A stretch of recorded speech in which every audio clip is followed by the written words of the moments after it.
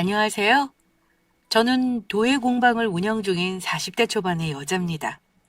전공을 살려서 업으로 이어지긴 했지만 혼자서 흙을 치고 모양을 내어 가마에 굽고 나온 완성작을 보면 그렇게 뿌듯할 수가 없어요. 간단하게 얘기했지만 흙덩어리에서 모양을 갖추어 완성에 이르기까지 인고의 연속인데 마음의 수련도 되는 것 같습니다.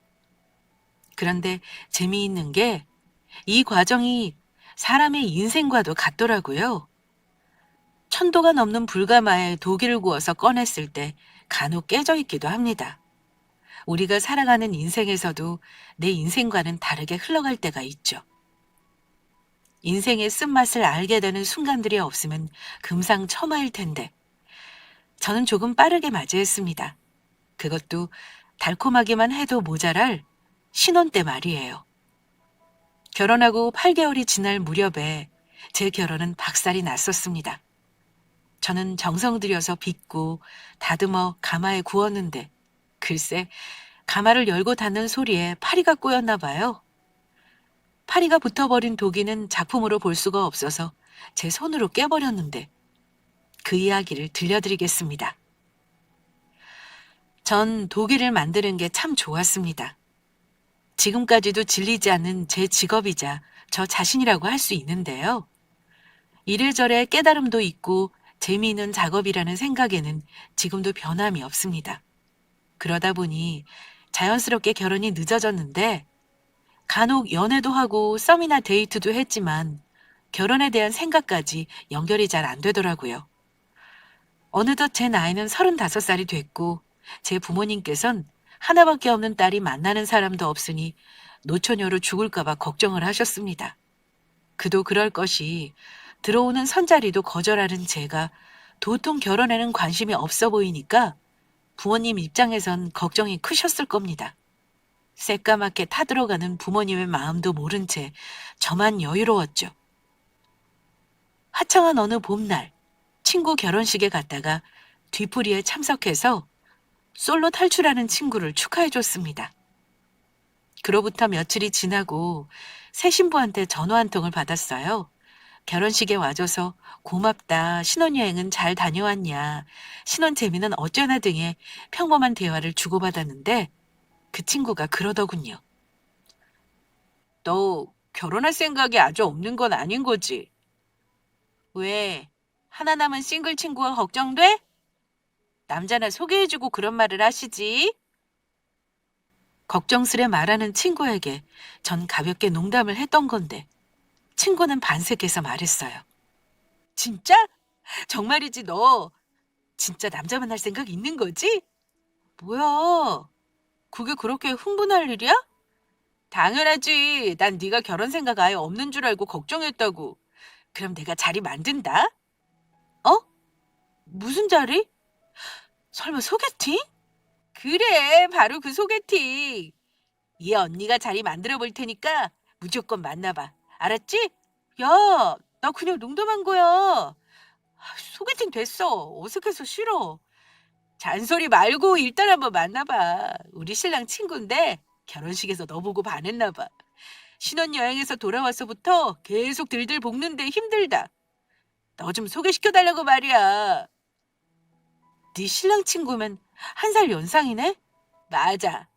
지집애. 너한테 반했다니까 관심이 가는구나? 아니, 그런 게 아니라. 그런데 그 사람은 날 봤지만 난 누군지 모르겠어. 어떻게 생겼는지 감도 안 온다고. 사실 그 사람이 저를 보고 반했다는 친구의 말에 조금 설렜습니다. 몇 년 동안 집과 공방만 오갔기 때문에 연애 감정이 제로인 상태였는데 누군가 저를 보고 반했다니까 기분이 좋더라고요. 친구 신랑의 말로는 책임감이 강하고 가정적인 사람이랬어요. 대학 때 아버지가 돌아가셔서 가장이 됐는데도 불평 없이 어머니와 여동생을 살뜰히 챙겼다고 했습니다. 그런 사람이 자기 가정을 꾸려봐.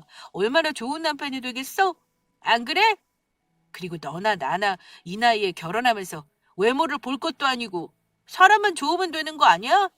너도 부모님께 효도해야지. 너 결혼 마음 먹었다고 부모님께 말씀드려봐. 다른 게 효도가 아니야. 그렇게 친구의 설득에 못 이기는 척 소개팅 날짜를 잡았습니다. 소개팅 날 약속 장소에 도착했을 때 그 남자가 먼저 와 있었는데 그 점이 좋았어요. 저도 약속보다 20분 정도를 일찍 도착했기 때문에 조금 기다려야겠다고 생각했는데 저보다 10분을 앞에 와 있는 모습에 성실하고 책임감 있다는 친구의 말에 신뢰가 갔죠. 기분 좋게 시작한 소개팅은 제 걱정과는 달리 어색하지 않고 꽤 얘기가 잘 통했습니다. 식사 자리에서도 식성이 비슷했고 카페에서 먼저 만났었기에 식후에는 가볍게 맥주도 한잔 했어요. 소개팅 내내 젠틀한 모습을 보여준 그 남자를 보면서 호감은 더 높아졌고 자연스럽게 다음 만남의 약속까지 하게 되었습니다. 몇 달 동안 데이트를 하면서 서로 참 잘 맞는다고 생각했어요. 그렇게 저희 두 사람은 가까워졌고 그 남자가 자신의 얘기를 해줬습니다. 아버지가 돌아가시고 나이 차이가 많이 나서 중학생이던 여동생과 전업으로만 살아오셨던 어머니를 위해 생계까지 책임지면서 대학을 늦게 졸업하고 지금까지 한눈 한 번 팔지 않고 가장으로서 책임을 다했다고 했습니다. 담담하게 얘기하는 모습이 짠해 보였고 눈물이 나더라고요. 그리고 모아둔 돈이 많지 않아 염치 없지만 저를 놓치고 싶지 않다고 했습니다. 그렇게 그는 제게 프로포즈를 했고 저는 기쁜 마음으로 눈물을 흘리면서 승낙했습니다. 돈이야 저도 일하니까 이제부터라도 같이 모으면 된다고 생각했어요. 결혼 계획을 구체적으로 얘기하면서 서로의 경제 상황에 대한 얘기를 나눴습니다. 남편은 세후 월급이 300만 원 정도라고 했어요. 이마저도 반은 시댁이 생활비로 주고 있다고 했습니다. 시아버지께서 돌아가시기 전까지 전업으로 사셨던 어머니는 겁이 많아 사회활동을 하기 힘들어하시고 여동생은 취준생이라서 아직은 시댁을 많이 도와줘야 하는 입장이라고요. 여동생이 취업만 하면 시댁에 주는 생활비를 줄일 수 있으니 이해해주면 좋겠다고 말하는데 혼자 애쓰는 모습이 짠해 보였죠. 반면에 저는 경제적인 부담은 없었어요. 처음 공방을 열었을 땐 시행착오도 있었지만 지금은 자리를 잡아서 안정적인 상태였습니다. 공방 수업 외로도 학교 동아리 수업이나 외부 강의도 하시면서 수입이 좋았기 때문에 제가 모은 돈도 꽤 됐습니다. 아버지가 은퇴를 앞두고 계시지만 부모님 두 분의 노후도 준비가 잘 되어 있었고 부모님 도움으로 제 명의의 아파트도 있고요. 제가 여유가 있으니 부부 사이만 좋다면 경제적인 차이는 크게 문제가 되지 않을 거라고 생각했습니다. 다만 남편에게는 아파트가 제 명의이기는 해도 부모님 도움을 크게 받은 집이고 현재는 전세를 놓았으며 전세금 역시 부모님께서 관리하시고 앞으로도 그럴 거라고 얘기했어요. 저희 부모님께서 결혼자금으로 1억을 지원해 주셨습니다. 처음에 남편의 사정을 말씀드렸을 땐 걱정을 하셨지만 남편에 대한 제 생각을 차분히 들으시고는 결혼 생각이 없어 보였던 딸이 결혼하고 싶다고 하니까 부모님께서 제 선택을 지지해 주셨던 거죠. 남편은 결혼 준비로 3천만 원을 준비했는데 저는 그 돈도 힘들게 준비했을 거라고 생각했어요. 제가 준비한 2억과 남편이 준비한 3천만 원으로 작은 전셋집을 구하고 예식 준비도 했습니다. 집을 구할 때 부모님께서 지원을 더 해주시겠다고 했지만 제가 거절하고 대출을 받았습니다. 이미 큰 돈을 지원해 주셨고 더 차이가 나버리면 남편의 마음이 무거울 거라고 생각했거든요. 대신에 예식 준비나 살림을 구입할 때 욕심을 버리고 발품을 팔아서 최대한 아꼈습니다. 힘들었지만 남편이 제 의견에 다 맞춰줘서 남들은 결혼 준비하면서 결혼을 한 해 만에 하고 싸운다던데 남편과 저는 다툼 한 번 안 했습니다. 그때는 저 혼자 생각에 우린 너무 잘 통하고 천생연분이다라고 생각을 했고 그렇게 별탈 없이 결혼식을 마쳤어요. 신혼여행에서 돌아와 친정에서 하루를 보내고 친정 엄마께서 준비해 주신 이바지 음식을 가지고 시댁으로 갔습니다. 시댁에서 가진 재산이라곤 할 수 있는 건 그 집이 전부였어요. 시댁 식구들이 시아버지와의 추억이 깃든 집이었는데 그 집을 지키기 위해 남편이 대학 때부터 밤낮으로 알바를 했다고 했거든요. 시댁에는 오후 늦게 도착했는데 시어머니께서 혼자 맞아주었습니다. 남편이 시누이를 찾으니까 시어머니께선 시누이가 약속에 있어서 나갔고 저녁 전에 들어올 거라고 하셨어요. 친정에서 가져온 이바지 음식을 보시고 시어머니께서 좋아하셨습니다. 어머나, 사부인께서 뭘 이렇게 많이 준비하셨다니. 세상에 이 과일 좀 봐. 이따가 저녁에 이걸로 밥 먹으면 되겠어. 그땐 몰랐는데 지금 생각해보면 조금 웃기네요. 신혼여행에서 돌아왔을 때 친정에선 상다리가 부러지도록 식사를 차려주신 반면에 시어머니께서는 제가 당연히 이바지 음식을 준비할 거라 생각하시고는 식사 준비를 전혀 안 하신 거잖아요? 거실에서 차를 마시며 신혼여행에서 선물로 준비한 스카프를 시어머니께 드렸는데 무척이나 좋아하셨습니다. 바로 목에 두르시더니 계속 하고 계셨어요. 우리 엄마 며느리 덕에 멋쟁이 되셨네. 아들이 장가 잘 갔죠? 그래, 맞다, 맞아. 엄마 친구들 모임 날짜 좀 당겨야겠다. 아들 장가보내 친구들이 얼마나 자랑들을 했는지 몰라. 나도 이제 모임 가면 어깨에 힘 좀 들어가겠어. 아가, 정말 고맙다. 스카프 색상이 어쩜 이리 곱니? 명품은 명품이구나. 스카프가 마음에 든 시어머니는 스카프를 이리저리 고쳐 매셨고 저는 고민해서 고른 선물이 성공적이어서 뿌듯했습니다. 그리고 시어머니의 말씀대로 시누이는 저녁 시간 전에 맞춰서 들어왔어요. 시누이는 상견례와 양가 어머니 한복을 맞출 때 그리고 결혼식에 이어 네 번째 만남이었습니다. 현관문을 열자마자 오빠부터 찾으면서 들어온 시누이는 몇 년 만에 만난 것처럼 반가워하더라고요. 형제가 없던 저는 놀라면서도 우애가 좋은 남매의 모습이 부럽기도 했죠. 남매 간의 인사가 끝나고 바닥에 앉은 시누이가 들고 있던 가방을 소중하게 소파에 두는 것을 보고 신기했습니다. 제가 가지고 있는 것과 디자인이 같은 명품 백이었거든요. 저는 사실 명품 브랜드에서 제 걸 사는 일은 잘 없습니다. 가족이나 정말 친한 사람들에게 선물할 경우에만 찾거든요. 잘 다니는 편도 아니고 공방이나 수업 외엔 사람들을 만날 일도 적으니 그게 자연스러웠습니다. 흙을 다루다 보니 비싼 가방보단 에코백이 더 쓰기 편했죠. 제가 가진 명품백도 대학 졸업 선물로 부모님께 받은 거였어요. 양가 어머니 한복을 맞추고 집으로 갈 때 엄마가 하신 말씀이 시누이가 제 가방에서 눈을 못 떼더랍니다. 그래서 엄마는 시누이에게 예단으로 백을 선물하는 게 어떻겠냐고 물으셨습니다. 예물과 예단을 생략하기로 하기도 했고 아직 20대인 시누이에게는 과한 선물일 것 같아서 제가 됐다고 했죠. 그런 생각을 하고 있을 때 시누이가 불러서 봤는데 초롱초롱한 눈으로 저를 보고 있는 겁니다. 언니, 엄마는 스카프고 제 건 뭐예요? 네? 아가씨 뭐라고요? 설마 제 선물은 없어요? 제가 시누이의 백을 궁금해하는 동안 시어머니께서 스카프 자랑을 하셨고 시누이가 자신의 선물을 기대하고 있었습니다. 아니에요, 아가씨. 선물 여기 있어요. 시누이는 사이즈가 작은 포장 상자를 받고는 조금 실망한 듯 보였습니다. 시누이의 선물은 여배우 향수로도 유명한 향수였는데 포장을 풀고 브랜드를 확인하고 나서야 활짝 웃었어요. 아직 어려서 그런가 남편과는 참 다르구나 생각했습니다. 저를 대하는 남편의 모습은 결혼 전과 변함이 없었어요. 먼저 결혼한 친구들 말로는 결혼하면 그렇게 효자가 되고 연애 때와 달라지는 모습에 속상하다는 얘기를 들었는데 우리 남편은 다르다고 생각했죠. 결혼하고 효자가 되는 것이 아니라 원래 효자였고 아버지를 대신해서 여동생을 챙기는 것도 당연하다고 생각했어요.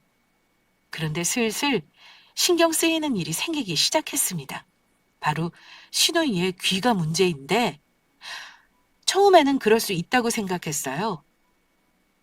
세상이 많이 험해졌고 이상한 사람도 많고 젊은 아가씨가 술까지 마신 상태로 늦게 다니는 일은 위험하잖아요. 그런데 이게 말이죠. 신우이는 아직도 취준생이라는 것이 문제였습니다. 계속 면접은 보고 있다는데 툭 하면 밤늦게 술에 취해서 집에 혼자 못 가겠다고 남편에게 전화를 하는 거예요. 새벽에 만취해서 정신 못 차리는 신우이를 대신해서 친구가 전화를 한 적도 있습니다. 그러면 남편은 두말 없이 신우이한테 달려가는데 저도 저지만 남편은 출근도 해야 하잖아요. 평일 주말 가리지 않고 신우이의 전화가 오니까 저는 슬슬 짜증이 났습니다. 신우이가 너무 생각 없어 보였지만 남편 앞에선 내색할 수가 없었어요. 자다 말고 신우이의 호출에도 짜증 한 번 안 내는 남편에게 제가 뭐라고 할 수 있을까 싶었죠. 한 번은 아무 말도 안 하는 제가 오히려 신경이 쓰이는지 남편이 제 눈치를 보며 말했습니다. 희수가 원래 이 정도는 아니었는데 내가 결혼하고 집을 떠나니까 상실감이 큰가 봐. 내가 아버지 대신이었잖아. 나 결혼하고 한 번씩 내 방에 혼자 들어가서 운다는 거야. 당신은 형제가 없으니까 이해하기 힘들지? 미안한데 조금만 기다려줄래? 희수가 적응할 시간이 필요할 것 같아. 제가 뭐라고 할게요? 괜찮다고 했습니다. 사실 괜찮지만은 않았죠. 신우이는 밉지만 너무 일찍 가장이 됐던 남편을 이해해주고 싶어서 그렇게 말했습니다. 그 부분은 남편이 대단하다고 생각했거든요. 저라면 견디기 힘들었을 텐데. 그걸 버틴 남편이 대견하게 느껴지기도 했습니다.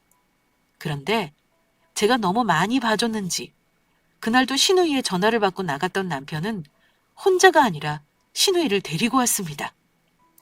그날 아침에 시어머니께서 하루가 멀다 하고 술을 마시는 신우이한테 잔소리를 하셨다가 크게 싸웠대요. 신우이가 끝까지 집에 들어가지 않겠다고 고집을 부려서 저희 집으로 데리고 온 거였습니다.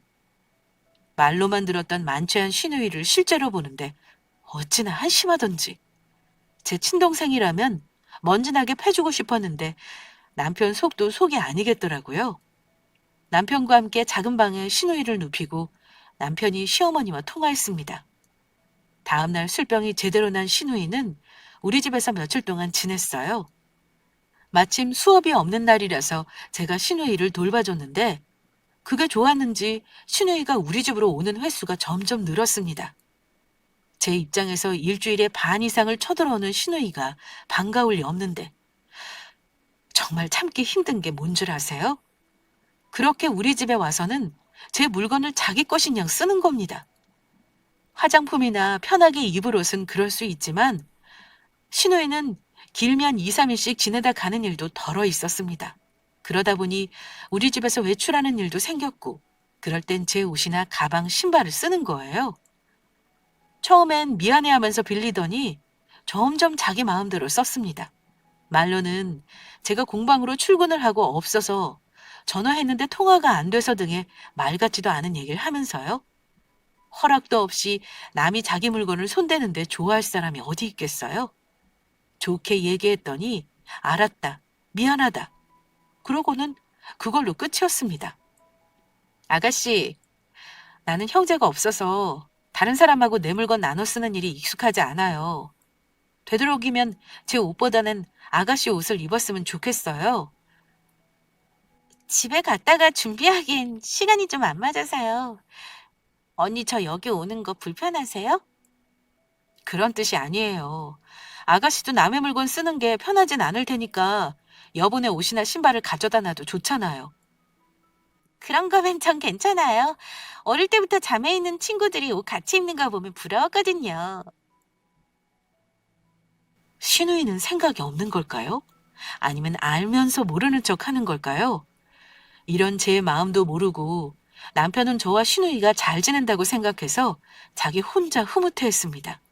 여동생 바보인 남편에겐 이런 문제를 말하기 어려웠거든요. 제 물건을 쓰던 신우이는 점점 대범해지더니 결국에는 부모님께 선물로 받은 명품 백까지 손을 대기 시작했습니다. 평소처럼 남편이 업혀 들어온 신우이 목에 가방이 걸려있는 걸 보고 처음엔 신우이 본인 가방인 줄 알았어요. 그런데 그날도 우리 집에서 외출한다고 옷과 구두도 제 것을 입었던 신우이가 가방만 시댁에 들러서 챙겼을 리가 없다고 생각했습니다. 남편이 신우이를 내려놓자마자 신우이가 구토를 하더라고요. 신우이가 입고 있던 제 옷이 쓰레기가 되는 순간이었죠. 순간 이성의 끈을 놓을 뻔했지만 간신히 정신을 붙잡고 신우이를 물수건으로 닦이고 옷을 갈아입혔습니다. 옷은 그대로 싸서 버렸고요. 그리고 바로 옷장 안에 뒀던 가방을 확인해 보니 속이 빈 더스트백만 놓여 있었습니다. 거실에 있던 제 가방을 확인하고는 너무 화가 났는데 글쎄 가방에 스크래치가 나 있는 거예요. 심지어 가방 속에는 바나나 껍질도 들어 있었습니다. 당장이라도 신우이에게 찬물을 끼얹고 싶었어요. 그리고 제게 미안해하는 남편을 보고 말했습니다. 나 지금 기분으로 당신하고 말하면 싸울 것 같아. 이렇게 말하고 저는 집 밖으로 나갔고 그대로 공방으로 가서 흙을 쳐댔습니다. 뭘 만들기 위해서가 아니라 제 안에 화를 다스리기 위해서 흙을 마주 쳐댔죠. 뭐 이런 게 다 있나 그랬습니다. 새벽에 집으로 돌아오니 남편은 잠들어 있었어요. 아침에 눈을 떠보니 남편은 출근하고 없었습니다. 세수를 하고 거실 소파에 앉아서 커피를 마시고 있는데 신우이가 기지개를 펴면서 나오더라고요. 언니, 집에 있었네요? 전 아무 대꾸하지 않았고 신우이는 그때서야 테이블 위에 놓인 가방을 보고 제 앞으로 오더군요. 새언니, 아셨어요? 저 그게요. 아가씨, 가방 좀 비워줄래요? 아, 그럼요. 잠깐만요. 신우이가 가방을 집어들고 속을 비우려는데 신우이도 스크래치를 발견했는지 당황했습니다. 언니, 죄송해요. 제가 대답도 하지 않고 커피만 마시니까 신우이가 제 눈치를 보다가 가방을 열고 본인 물건을 꺼냈습니다. 바나나 껍질도 함께요. 신우이는 울상을 쥐었고 전 제 가방을 들고 방으로 들어갔습니다. 조금 뒤에 현관문 소리를 듣고 신우이가 나간 것을 알았죠. 몇 시간 뒤에 시어머니에게서 전화가 왔지만 받지 않았어요. 저녁에 남편이 평소보다 늦게 왔는데 이유는 뻔했습니다. 남편은 신우이를 그렇게 보냈다고 서운해했어요. 신우이가 어떻게 얘기했는지 저는 아무 잘못 없는 신우이에게 갑질한 올케가 돼 있었습니다. 남편이 망가진 제 가방 브랜드의 종이봉투를 주기에 봤더니 신우이가 본인 가방을 보냈더라고요. 저는 남편에게 그간에 있었던 신우이의 행동에 대해 얘기했고 남편은 신우이를 변호하기 바빴습니다. 아가씨가 얼마나 철이 없는지 정말 모르겠어? 어딜 봐서 아가씨가 취준생이야? 진짜 취업할 생각은 있대? 취업은 못해도 알바를 해서라도 자기 용돈 정도는 벌어야지. 좋은 옷에 명품만 걸치고 하면서 자기 손으로는 돈 벌 생각이 아예 없는 것 같아. 당신 마음은 알겠는데 내 앞에서 그렇게 희수 험담하는 거 나 좀 불편해. 이 상황에서 지금 아가씨만 감싸는 거야? 그래. 이렇게 된 거 하나만 묻자. 당신 말해봐. 시댁에 생활비 드리는 거 그거 다 아가씨가 쓰는 거 아니야? 시스터 컴플렉스가 있던 남편은 유난히도 신우이에 대해 안 좋게 얘기하면 발끈하곤 했는데 생각해보니까 그날 시댁 생활비 얘기를 꺼냈을 때 남편이 당황했던 것 같네요. 나 당신하고 싸우고 싶지 않아. 희수가 집안의 누뚱이라서 어릴 때부터 오냐오냐 귀하게 키우기도 했고 아버지 돌아가셨을 때 나는 그래도 성인이었지만 희수는 고작 중학생이었잖아. 그때 희수가 받은 충격이 커서 방황도 많이 했거든. 애가 잘못될까 봐 엄마랑 내가 많이 봐줬어. 걔가 그래서 그래. 나랑 엄마 때문에 희수가 어른이 돼서도 그렇게 아직 애 같아. 내가 대신 사과할게. 미안해. 잘못은 아가씨가 했는데 사과를 왜 당신이 해? 희수도 엄청 미안해하고 있어. 이거 가방 지가 제일 아끼는 거면서 당신 주라고 하더라. 이미 반복해서 들은 얘기인데다가 신우이에 대한 감정이 날이 서 있어서 그런지 남편이 대신해서 늘어놓는 해명에도 신우이가 안 됐다는 생각이 들지 않았습니다. 제가 언제까지 봐줘야 하나 생각하는데 그나마 남편이 신우이가 앞으로는 우리 집에 올 일이 없을 거랍니다. 신우이가 술을 끊겠다고 약속했다나요? 물론 그 약속을 전 믿지 않았습니다. 남편은 순진하게도 신우이가 정말 술을 끊고 어릴 적의 착한 모습으로 돌아올 것이라고 철석같이 믿는 것 같았어요. 신우이가 보낸 가방은 남편을 통해 도로 돌려보냈습니다. 제가 보고 느낀 신우이라면 자신의 잘못을 반성하기보다는 본인의 명품백을 보낸 상실감이 더 컸을 테니까요. 한동안은 정말 조용했고 우연인지 아니면 신우이가 일부러 저를 피하는 건진 모르겠지만 시어머니를 뵙기 위해 시댁에 갔을 때도 신우이는 집에 없었습니다. 저도 평온했던 제 일상을 찾으며 수업도 하고 작품도 만들면서 전시회 준비도 하고 있었죠. 주말이면 남편과 데이트도 하면서요. 전시회를 마치면 가까운 곳으로 여행을 다녀와서 혼인신고를 하고 아이를 갖기로 했죠. 친정에선 나이가 어린 것도 아니면서 아이를 미룬다고 저를 나무라셨어요. 도예가로서의 저의 커리어를 지지해 주시던 부모님께서도 늦은 나이에 결혼한 딸이 걱정되셨나 봅니다. 시댁에는 남편이 얘기한다기에 맡겼고 잘 말씀드렸는지 별 말씀은 없으셨습니다. 우여곡절 끝에 제 전시회가 열렸고 감사하게도 많은 분들이 찾아주셨어요. 시어머니께서도 전시회 첫날 다녀가셨습니다. 그리고 전시회 마지막 날에는 신우이가 어떤 남자와 함께 찾아왔고 그 남자를 결혼할 사람이라고 소개하는 거예요. 취업하기 위해 노력한다는 말을 믿진 않았지만 갑작스럽게 결혼이라니 황당했죠. 신우이의 남자친구는 키도 훤칠하게 컸고 요즘에 흔히 말하는 상견례 프리패스상의 그런 엄친한 느낌이었습니다. 그 와중에 신우이의 명품 사랑은 참으로 한결같았네요. 갖고 있던 명품백 말고 다른 브랜드의 명품백을 들고 있었습니다. 그땐 남자친구에게서 받았나 보다 생각했죠. 회사에서 퇴근한 남편은 바로 전시회장으로 왔고 신우이 커플과 함께 저녁 식사를 했습니다. 그럴 거라고 예상은 했지만 신우이는 남자친구 앞에서 전혀 다른 모습을 보여줬습니다. 평소에는 말투에서부터 어리광이 배어 있었거든요. 사랑하는 사람 앞에서 좋은 모습만 보여주고 싶은 건 누구나 그럴 테니 이해했습니다. 신우이 커플과는 식사를 하면서 가볍게 반주를 곁들였고 식사를 마치고는 헤어졌어요. 전시회를 잘 마쳤고 작품도 잘 판매되었습니다. 저나 친정 부모님의 지인 찬스도 있었고 일반 관람객의 구매도 성적이 좋았습니다. 제 생각에는 그동안 신우이가 저를 호구로 생각하는 것 같았어요. 그런 신우이가 전시회를 다녀가고 절 조금 다르게 보는 것 같았습니다. 전시회에서 본 제가 멋졌다며 웬일로 선 문자를 먼저 한 겁니다. 그러면서 예비시댁에 인사 갈 때 제가 만든 도기를 선물하고 싶다고 했습니다. 더 놀란 건 제가 말하기도 전에 신우이가 결제 얘기를 먼저 하는 거예요.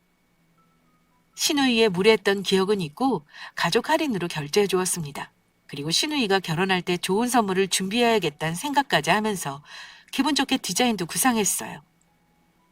여행을 떠나기 전날 미리 싸놓은 여행 가방을 점검하고 있을 때 남편이 퇴근해서 집에 왔습니다.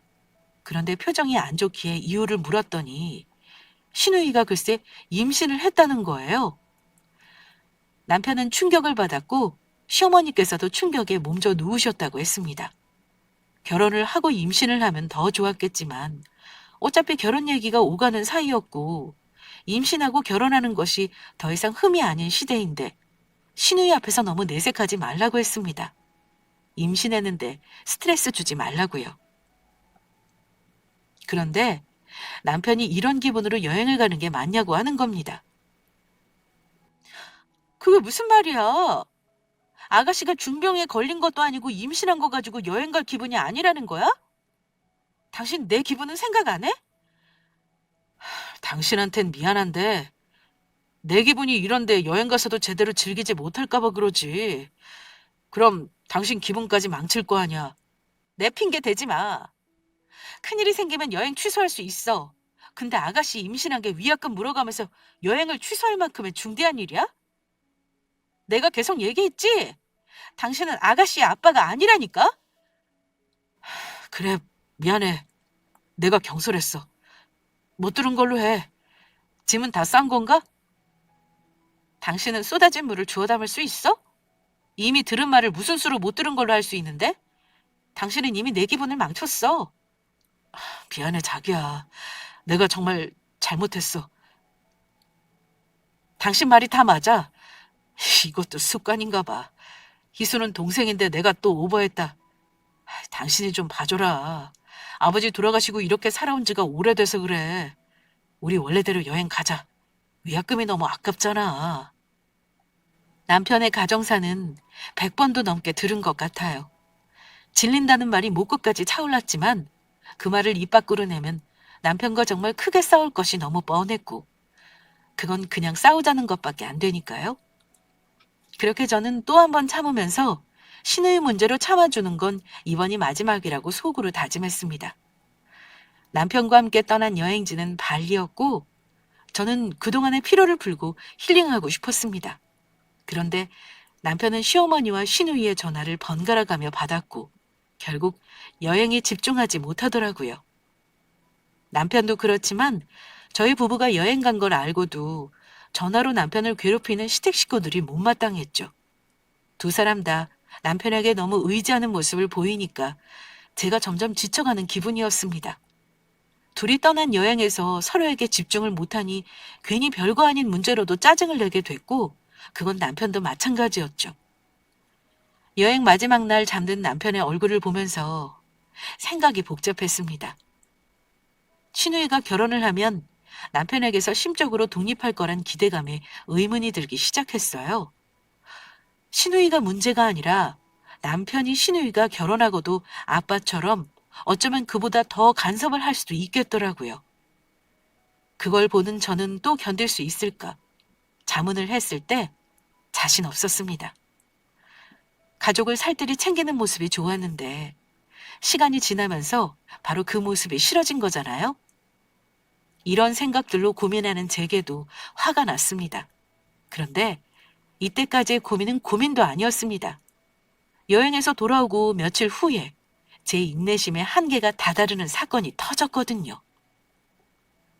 한창 장마 기간으로 비가 내리던 그날, 제가 외부 강의를 마치고 공방으로 돌아왔을 때였습니다. 안 그래도 더운데 장마로 습한 날씨에 바로 에어컨을 켜고 시원한 물로 갈증을 해소하고 있었는데 휴대폰이 울렸어요.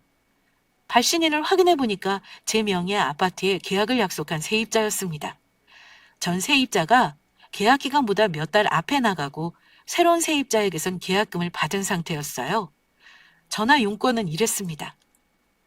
계약 취소하자고 하신 거예요. 다시 생각해 보실 수는 없을까요? 아이 학교 때문에 근처에서 집을 구해야 하는데 집이 정말 마음에 들었거든요. 보증금을 올리실 계획이시면 말씀해 주세요.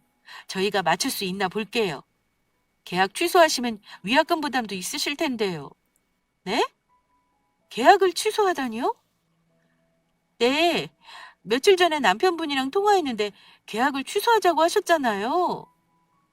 제 남편하고 통화를 하셨다고요? 일단 확인하고 다시 전화하겠다고 말하고 전화를 끊는데 심장이 너무 빠르게 뛰었습니다. 침착하게 생각하고 싶은데 그게 마음대로 되나요? 남편이 왜 세입자랑 통화했을까? 명의만 내 앞이지 전세금 관리는 친정 부모님께 계속 하실 거란 걸 남편도 아는데 돈 사고라도 난 건가? 도박? 여자? 아니지. 도박이랑 여자 문제라기에는 단조로운 일상을 사는 남편인데 뭐지? 뭘까? 왜 갑자기 아파트 문제에 개입을 한 거지? 나와는 상의 한마디도 없었는데. 저는 급하게 가방을 챙겨서 아파트 계약을 하기로 한 부동산으로 갔습니다. 운전을 하면서 공방에 불도 안 끄고 에어컨도 안 끈 것 같았는데 그런 건 문제가 아니었습니다. 부동산 앞에 차를 주차하고 우산도 없이 비를 쫄딱 맞으면서 부동산으로 들어가니 사장님이 놀라셨어요.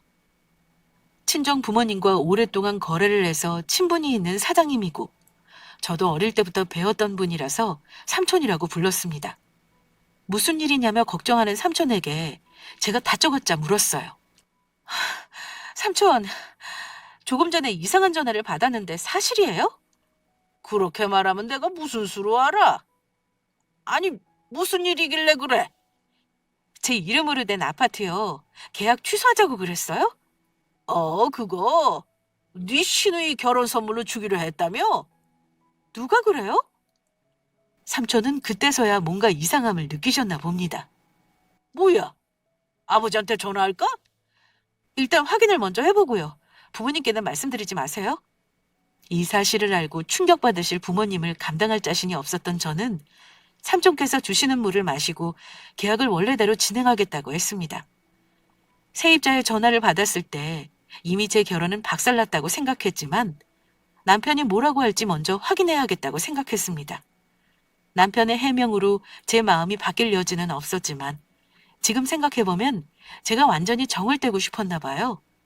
저는 그 길로 시댁으로 갔고 남편에게도 퇴근하는 대로 시댁으로 오라고 문자했습니다.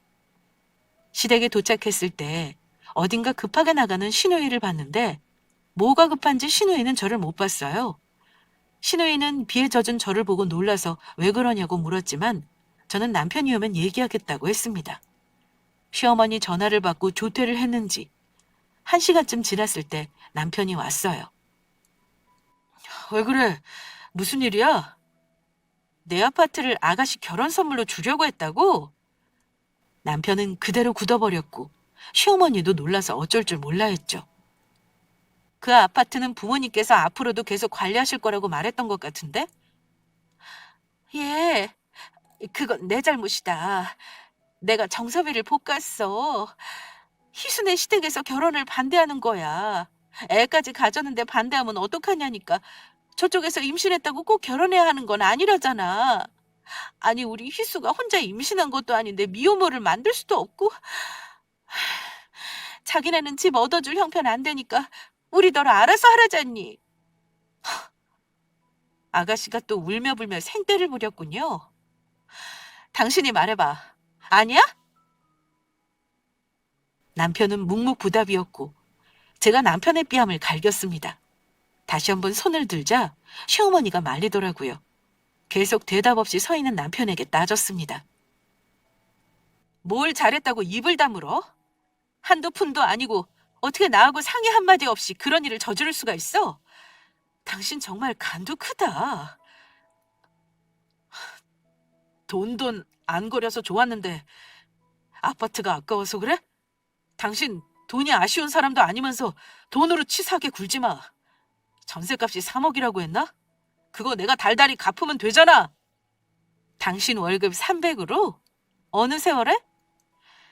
시댁에 주는 생활비 빼고 나면 얼마나 되는데. 정 집을 해주고 싶으면 이 집으로 대출이라도 받는 게 맞지. 도둑질해서까지 당신 망나니 동생 주겠다고 그 집에 손대려고 했니? 아무리 화가 나도 그렇지. 도둑질? 내 동생한테 망나니라니 심한 거 아니야? 자기 잘못은 알아서 대꾸도 못한다고 생각한 남편이 신우이 욕을 하자 흥분하는 걸 보고 기가 막혔습니다. 망나니가 아니면 뭔데? 당신 동생이 어떤지 정말 몰라? 어머니도 모르세요? 단체로 모르는 척한다고 망나니가 요조숙녀로 세탁이 될 것 같아?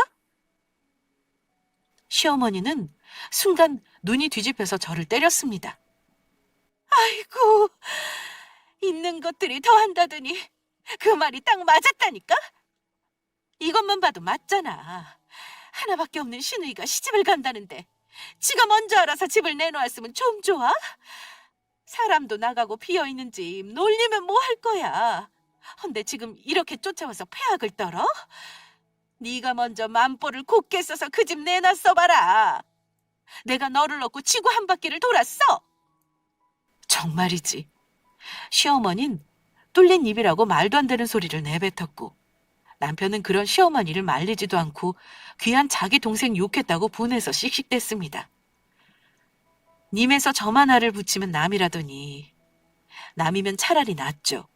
자기들이 저지른 일에 대한 반성은 없이 적반하장으로 나오는 시어머니와 남편을 확인하고 저는 절망스럽고 서러웠어요.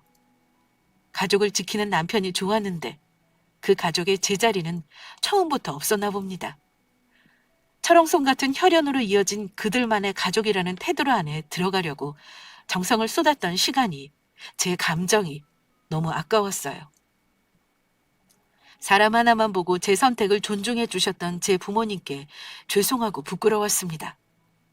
당신이 이렇게 융통성이 없는데 내가 당신하고 무슨 얘기를 하겠어? 그것뿐이야? 평소에 희수를 신우이로 생각은 했어? 우리 희수가 얼마나 불쌍한지 내가 몇 번을 말해야 하냐고. 희수한테 당신 집 주자고 얘기했어봐.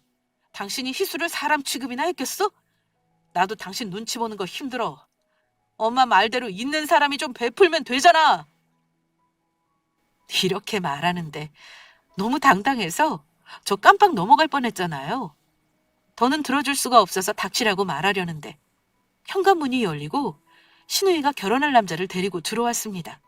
시어머니는 얼른 손을 내리며 저를 자기 뒤로 세웠고 집안에 이상한 공기를 느꼈는지 신우이와 신우이의 남자친구가 당황했습니다. 뭐야? 분위기가 왜 이래? 저녁 먹으려고 왔는데 우리 잘못한 거야? 아니야. 저녁 금방 되니까 앉아있어. 오빠네는 막 하려던 참이야. 시어머니가 남편에게 눈치를 줬고 멍청한 남편이 제 손을 잡아 끌더라고요.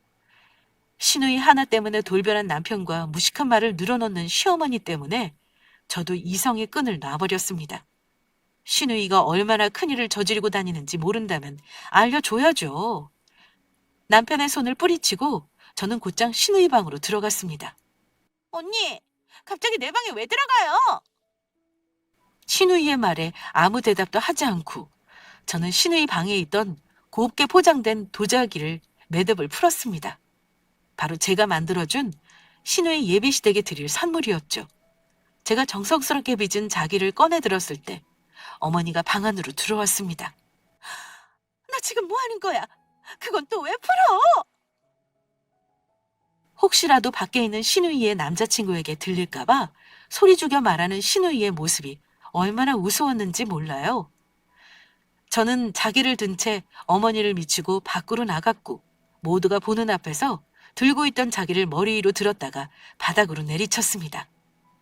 자기는 그야말로 산산조각이 났고 신우이의 남자친구는 임신한 신우이가 다치기라도 할까봐 자기 몸으로 막았습니다. 짧은 순간이었지만 제 말을 듣고도 저렇게 신우이를 보호할까 생각하며 신우이의 남자친구에게 제가 알게 된 사실을 말했습니다. 결혼하기 전에 태아 유전자 검사부터 하시죠. 저처럼 이런 무식한 집에 코 깨지 말라고 얘기해 주는 거예요. 야, 너 지금 뭐라고 짓거리는 거야? 아까 집 앞에 찾아온 남자 보고 뭐라 그랬지? 뭐? 그게 언니가 어떻게? 네 뱃속에 애가 자기 애 같다고 말하는 남자한테 뭐라고 그랬냐고. 그런 식으로 따지면 클럽에서 만난 남자들이 다 애 아빠냐고. 그렇게 말했잖아. 놀란 신우이가 두 손으로 자기 입을 막더군요. 신우이의 남자친구가 놀란 것도 잠시. 신우이를 노려보며 나가려고 하자 신우이가 남자친구의 손을 붙들고 매달렸습니다. 자기야, 설마 저 말을 믿는 거 아니지? 저 언니 미친 것 같아. 말도 안 되는 소리야. 그래? 그럼 너 저분 말대로 태아 유전자 검사할 자신 있어? 자기야. 검사에서 내 애라고 나와도 너랑은 결혼 안 해. 그런데 만약에 내 애가 아니면 너 그리고 네 가족 싹 다 사기로 쳐넣을 거야. 신우이가 울상을 지으며 손을 놓자 신우이의 남자친구가 떠났어요. 남편과 시어머니는 믿을 수 없다는 표정으로 얼어붙었고 신우이가 본색을 드러내며 저를 향해 미친 사람처럼 소리를 질렀습니다. 그리고 저는 남편의 뒤통수를 세게 때리고 말했어요. 노인이네 임산부를 때릴 순 없잖아. 명심해. 당신이 아니라 내가 당신 뒤통수 친 거야. 어머니 봐주세요. 큰 하자가 있어서 더는 못 쓰겠네요. 어머니 아들 반품할게요. 그리고 너 김희수. 애도 태어날 텐데 빨대질 그만하고 인생 똑바로 살아. 신우이가 저에게 달려들려고 하니까 남편이 막더라고요. 시어머니가 자기 분에 못 이겨서 주저앉아서 우는 것을 보고 저도 그 거지 같은 집에서 완전히 나와버렸습니다. 그나마 혼인신고를 안 하고 미룬 건 제 부모님께서 덕을 많이 쌓으신 덕분인 것 같아요. 저는 신혼집을 정리하고 부모님 집으로 들어갔습니다. 부모님 볼 면목이 없어서 이사라도 가서 혼자 지낼 생각이었지만 부모님께서 절대 반대하셨어요. 전 남편을 소개했던 친구는 결혼하면서 제가 줬던 소개비도 돌려주면서 저한테 실수를 넘어 큰 잘못을 했다고 사과했습니다. 이상한 사이코를 소개했다고 남편과도 크게 싸웠다고 하더라고요. 친구까지 이혼시킬 수는 없어서 사과를 받았습니다. 몇 달이 지나고 그 친구가 망설이면서 조심스럽게 하는 말이 전 신우이의 결혼은 당연히 파투가 났고 임신 중절 수술을 받다가 잘못돼서 결국은 자궁적출 수술까지 받았다고 해요. 전 남편은 회사에서 잘렸다고 합니다. 알고 보니까 결혼할 때 가져왔던 3천만 원이 시댁집을 담보로 대출받은 거였대요. 대출을 3천만 원만 받은 게 아니라 신우이의 명품백을 포함해서 그 허영심을 채워줄 돈까지 대출을 받은 거였습니다. 신우이가 처음 제 가방을 보고는 남편에게 자기도 명품백을 갖고 싶다며 사줄 때까지 단식 투정을 했다더라고요. 헤어지기 전에 전 남편이 생활비 통장에 입금도 한참 안 했거든요. 생활비를 줄 돈도 여유가 없었던 거죠. 제가 충분히 벌고 있어서 따로 묻지 않았는데 전시회를 준비하면서 바쁘기도 했고요. 결국 그렇게 지키려고 애썼던 시댁 집까지 팔고 어디 지방으로 갔다고 합니다. 저는 처음 한동안은 공방도 닫고 무기력하게 지내다가 부모님 성화에 못 이겨 부모님과 함께 유럽 크루즈 여행을 다녀왔습니다. 낯선 공간에 낯선 사람들, 배라는 한정된 공간에서 우리 가족은 의미 있는 시간을 보냈어요. 부모님의 응원을 받아 바닥을 쳤던 자존감도 많이 회복이 됐습니다. 여행에서 돌아온 저는 공방도 다시 열었고 벌써 6년이란 시간이 지났네요. 얼마 전엔 8번째 전시회도 마쳤습니다. 크루즈 여행 때 만난 중년의 부인과 잠깐 대화를 한 적이 있는데요. 낯선 사람과 만나니 오히려 제 얘기를 편하게 할 수 있었습니다. 제 얘기를 들은 그 부인이 해준 말이 불행한 일이 닥쳤을 때 끝났다, 늦었다라고 생각하기 쉬운데 그 순간이 불행을 끝내기에 가장 빠른 타이밍이래요. 자신을 포기하지 않으면 반드시 극복할 수 있다고 했습니다. 저도 결혼 생활 당시에 이건 아니다 싶은 촉이 있었지만 실패가 두려워서 모른 척하고 저를 방치했거든요.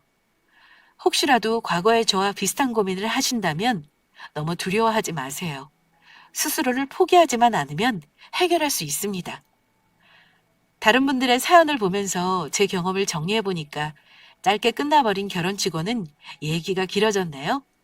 제 이야기를 끝까지 들어주셔서 감사합니다. 저도 그렇고 힘든 일을 겪은 여러분 앞길에도 꽃길만 펼쳐지길 바랄게요.